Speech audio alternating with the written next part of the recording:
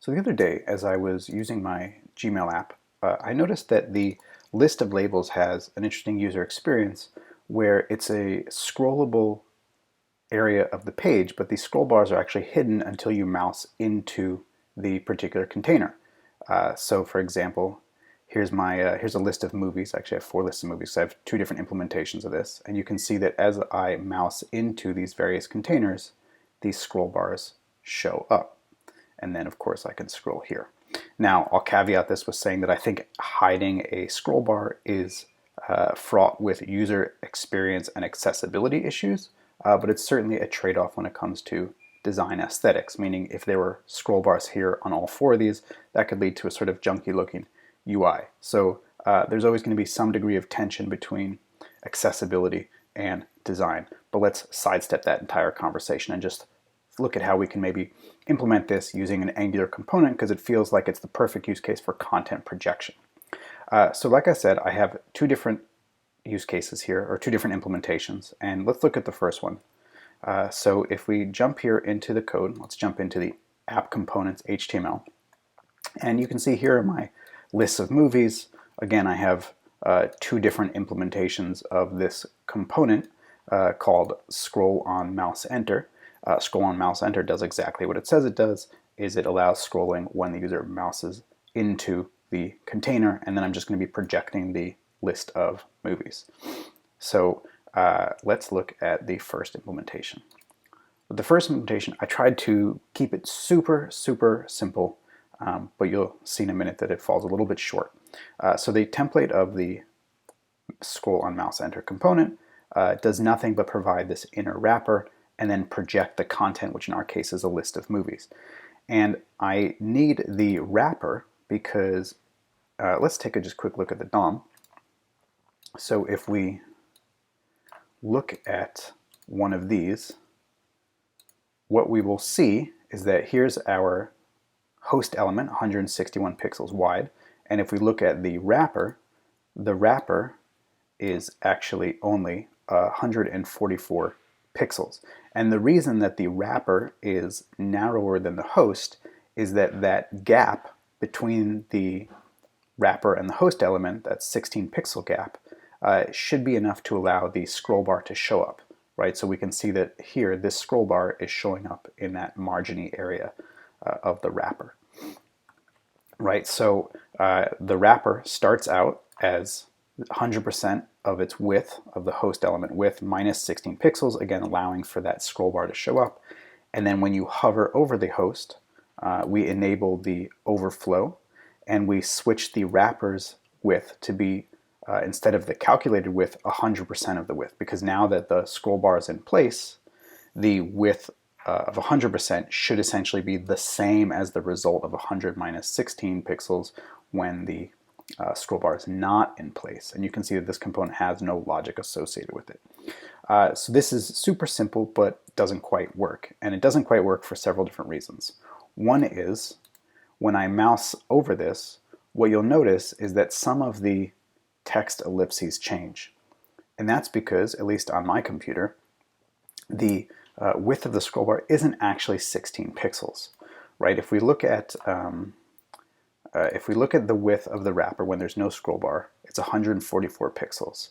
But if we go into our host and we add the hover and we scroll back over here, what we can see is that the width in the highlighted area is actually 145 pixels. So before it was 144, now it's 145. When the browser injects the scroll bar actually only takes up 15 pixels, not 16 pixels. So when we go from calc 100 minus 16 to 100%, we're actually gaining a pixel in width, which in this case, let me take out my hovers, which in this case can change the text clipping in the ellipsis. Now that's one issue. The other issue is some people have terrible settings on their Mac. So the sane setting on the Mac is to always show scroll bars, because it leads to a more intuitive, more discoverable user experience. When the scroll bar shows up, it's very obvious what parts of the page are scrollable. But some people like to set this when scrolling setting, which I think is a terrible idea because the scroll bars don't show up. And now what happens is when I mouse over this, you can see we get very jarring experience because there is no scroll bar taking up space, right? I can still scroll, but there's no scroll bar, which means that when we go from 100% minus 16 pixels to 100%, well, there's no scroll bar taking up 16 or 15 pixels in my case, so this 100% actually jumps 16 pixels in width, right? Terrible. Again, I think this is a junk setting on the Mac, but whatever, some people like it. No judgments.